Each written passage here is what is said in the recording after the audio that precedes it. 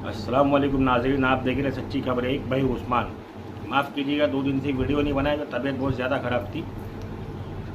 जैसे दुनिया के हालात ख़राब चल रहे वैसे मेरे भी हालात ज़रा ख़राब चल रहे। दुआ फरमाइएगा मेरे लिए। दुनिया भर में बहुत उथल पुथल चल रही है। अमेरिका में बहुत ज़्यादा उथल पुथल चल रही है, और इजराइल और फ़लस्तीन में बहुत ज़्यादा उथल पुथल चल रही है। और हमारे देश में कुंभ के नाम पर जो एक मकर एक फरेब चल रहा है, शायद इस साल कुंभ का भांडा फूट जाए और हमारे हिंदुस्तानी भाइयों को समझ में आ जाए कि कुंभ में साधु कम और शैतान ज़्यादा आते हैं। एक साध्वी, वो एक मॉडल है, इंस्टा पर, यूट्यूब पर और दूसरे प्लेटफॉर्म्स पर वीडियो बनाकर अपने अपलोड करती है और उससे पैसा कमाती है और लोगों में फेम कमाती है। वो साध्वी बनने के लिए, उसका कहना ये लग तो नहीं रहा है कि वो साध्वी बनने गई थी, वो एडवर्टाइजमेंट के लिए और एक पॉलिटिकल स्टंट था उसका, पब्लिसिटी स्टंट, उसके लिए गई थी और उसने उसमें कामयाबी हासिल कर भी ली। वो वहाँ गई और वहाँ जाने के बाद में एक साधु पर उसने आरोप लगा दिया, लेकिन आरोप खुलकर अभी तक सामने आया नहीं है, क्योंकि जितने भी वीडियो और जितने भी एविडेंस उसके बारे में मेरे हाथ में लगे, उसमें उसने कोई बात खुलकर नहीं बोली है कि किसने उसके साथ क्या किया। हो सकता है किसी ने कुछ ना किया हो, लेकिन फिर भी वो जो है ना मकर और फरेब दिखा रही हो, जैसे उसने नकली जटाई लगाई है। आप लोग भी न्यूज़ देख रहे होंगे उसके बारे में। 2 दिन से नकली जटाई लगाकर और नकली साध्वी बनकर वो जो है ना कुंभ में गई, और या तो सनातन धर्म वैसे ही है या वो सनातन धर्म को बदनाम कर रही है। दो में से कोई एक बात हो सकती है। इसी तरीके से वहाँ पर मीडिया भी पहुंची, गोदी मीडिया, और गोदी मीडिया ने भी संतों और साधुओं पर इल्ज़ाम लगाया। तो संत और साधुओं ने उसकी अच्छी मरम पट्टी की, गोदी मीडिया के एंकर की। और ऐसा बहुत कुछ चल रहा है। ये बताने का असल मकसद ये नहीं है कि देखो हिंदू धर्म कैसा है या हिंदू लोग कैसे हैं या ऐसा है वैसा है। दुनिया में मकर और फरेब का वो मामला आज चल रहा है जिसको समझना बहुत ज़्यादा ज़रूरी है। हमको वो दिखाया जा रहा है जो हम देखना चाहते हैं, और हम वो देखना चाहते हैं जिसकी हमारे को आदत डाल दी गई है टेलीविज़न के, टीवी के ज़रिए। हाँ, और वो जो आदत है वो झूठ की आदत है। हम लोगों को झूठ सुनना पसंद है, झूठ देखना पसंद है, झूठ बोलना पसंद है। इसीलिए हमको वही परोस कर दिखाया जा रहा है। पहले 11 साल पहले हमको नरेंद्र दामोदर दास मोदी नाम का एक झूठ परोस कर दिखाया गया कि वो एक चाय वाले का बेटा है, जबकि वो स्टेशन ही नहीं मिला जहाँ पर वो चाय बेचा करता था। उसके बाद में हमको और ऐसी चीज़ें दिखाई गई। फिर हमको काला धन दिखाया गया, जिसमें 15-20 लाख रुपए जो है ना, हमारे प्रधानमंत्री का कहना था कि वो हमारे अकाउंट में यूँ ही डाल देगा, लेकिन वो आज तक आए नहीं। या हो सकता है आए हो, लेकिन किसके खाते में? वो सो कॉल्ड हिंदुओं के खाते में, जो हिंदुस्तान में दंगा फसाद फैला रहे और आतंक फैला रहे। उसमें से एक सो कॉल्ड हिंदू, मैं जिसको उसकी माँ की चूत बोलता हूँ, भड़वे की, जो मुसलमानों के पीछे पड़ा हुआ है। माफ़ कीजिएगा मैंने अपशब्द का उपयोग किया, मगर मैं क्या करूँ, मैं मजबूर हूँ। वो मजबूर कर रहा है मुझको और मेरे जैसे मुसलमानों को, जो हिंदुस्तान में अमन चाहते, जो कतई नहीं चाहते कि हिंदुस्तान का माहौल कभी ख़राब हो, क्योंकि हिंदुस्तान हमारा मुल्क है। हमने हिंदुस्तान की आज़ादी में अपनी जानों को लगाया है, अपने मालों को लगाया है। ये सो कॉल्ड हिंदू, इनको मिस्र से मारकर भगाया गया था, ये यहूदियों को, ये हिंदुस्तान में आकर हिंदुस्तानी बने, और यहाँ पर इन लोगों ने नया एक जो है ना धर्म, एक नया कानून लागू किया जिसका नाम मनुस्मृति है, जो इन लोगों को हिंदुस्तान के आइन से, हिंदुस्तान के संविधान से ज़्यादा बड़ा लगता है।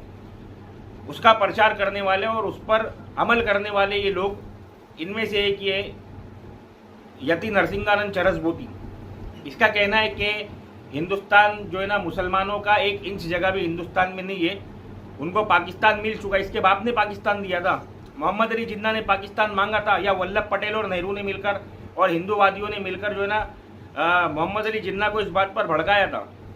क्या किया था उस वक्त, क्या हुआ था? कौन सी ऐसी बात थी जिसकी वजह से मोहम्मद अली जिन्ना ने पाकिस्तान का क्लेम किया? कौन सी ऐसी बात थी कि महात्मा गांधी ने मोहम्मद अली जिन्ना को 33 करोड़ रुपए चंदा दिया था पाकिस्तान बनाने के लिए? क्या ऐसी बात थी कि जब सारे मजहब के लोगों के पास में एक हथियार रखने का मौका कानून में लिखा गया, जब पंजाबियों को तलवार और हिंदुओं को त्रिशूल और दूसरे मज़हब के लोगों को दूसरी चीज़ें, तो मुसलमानों को तस्बीह क्यों दी गई?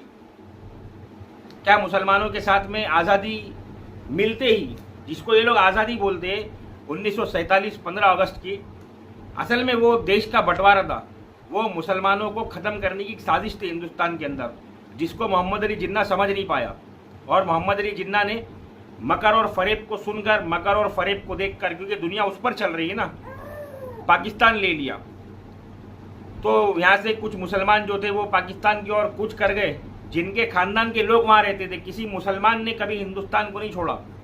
हम मुसलमान हैं, हमको पाकिस्तान पसंद नहीं है, क्योंकि पाकिस्तान भले ही इस्लाम के नाम पर बनाया गया एक मुल्क हो, लेकिन पाकिस्तान में जितनी फाशी, जितनी नंगाई और जितनी बुराइयाँ है उतनी हिंदुस्तान में नहीं है। तो हम तो हिंदुस्तान को फर्स्ट प्रायोरिटी देंगे ना, या पाकिस्तान को? हिंदुस्तान हमारी ज़मीन है, हमने हिंदुस्तान के लिए लड़ा है, हमारे पूर्वजों ने हिंदुस्तान के लिए लड़ा है, पाकिस्तान के लिए नहीं लड़ा हमारे पूर्वजों ने। पाकिस्तान तो तुमने बनाया है, तुम्हारे मकर और फरेब को दिखाकर, जिसके नहज पर चल रहा आज ये आतंकवादी यति नरसिंहानंद। ये मुसलमानों के बारे में कहता है कि मुसलमानों की हिंदुस्तान में 1 इंच भी ज़मीन नहीं है, मुसलमानों को जो मिलना था वो मिल गया, अब हिंदुस्तान इसके बाप का है। जरा सुनिए क्या बोल रही है। जब मुस्लिम समुदाय का नाम निशान भी नहीं था ना, उससे लाखों साल पहले से कुंभ लग रहा है। और जो ये कह रहे हैं ना कि वक्फ बोर्ड की जमीन है, हमारी जमीन है, उन्हें अपने बाप दादों के वायदों को पढ़ना चाहिए। उनके बाप दादा अपने हिस्से की जमीन लेकर पाकिस्तान और बांग्लादेश बनवा चुके हैं। भारत की 1 इंच जमीन पर भी किसी मुसलमान का कोई अधिकार नहीं है। कुंभ की तो छोड़ दो, किसी भी जमीन पर ये जितना वो करे हुए हैं, नाजायज कब्जा करे हुए हैं, हमारी अहिंसा को, हमारे प्यार को। हम तो ये समझते हैं भाई इनके और हमारे पूर्वज एक ही हैं, तो ये हमारे भाई हैं। हमारे इस विश्वास का नाजायज फायदा उठाते हुए वो यहाँ पर ये बदतमीजियां कर रहे हैं, वरना भारत की 1 इंच जमीन पर किसी मुसलमान का कब्जा नहीं है। तो सुना आपने, इसका कहना है कि हिंदुस्तान मुसलमानों को इनकी जमीन मिल चुकी, इसके बाप ने दिया। आज मैं मजबूर हो गया इसको गाली बकने पर, और मैंने इसकी माँ और बहन को गाली दिया, क्योंकि ये इसी लायक है। ये हिंदुस्तान के अंदर फसाद चाहता है, ये हिंदू और मुसलमानों के अंदर फसाद चाहता है, ये हिंदू और मुसलमानों को कभी एक होता देखना पसंद नहीं करता। ये उन गंदे लोगों में से है जो ब्रिटिश ईस्ट के हराम के पैदा किए हुए, जैसे कि बीजेपी, जैसे कि आरएसएस, जैसे कि विश्व हिंदू परिषद, जैसे कि बजरंग दल, जैसे कि हिंदू महासभा, हिंदू वाहिनी और वगैरह वगैरह वगैरह, ये सारे जैसे अंग्रेजों के और ना यहूदियों के पैदा किए हुए और हिंदुस्तान में छोड़ दिए गए। इनके बाप का नाम इनको नहीं बताया गया, इनको सिर्फ इनकी माँ का नाम बताया गया है। ये उनमें से एक है। मेरी बात थोड़ी अश्लील लगेगी, लेकिन सच यही है। मेरे हिंदुस्तान के मेरे भाइयों और बहनों से मेरी हाथ जोड़कर अपील है, अज़ाना दरख्वास्त है कि इनकी गंदी राजनीति से बाहर निकलो। मैं बार बार एक ही बात बोल रहा हूँ, किसी भी तरीके से जो है ना, कोई भी आंदोलन करके, लेकिन सुकून शांति के साथ में। ये देश हमारा है, इसके एक पत्थर को भी नुकसान पहुंचेगा, एक कंकर को भी नुकसान पहुंचेगा, मतलब हमको नुकसान पहुंचेगा। नुकसान पहुंचाए बगैर इस पार्टी को, इस सरकार को गिराओ।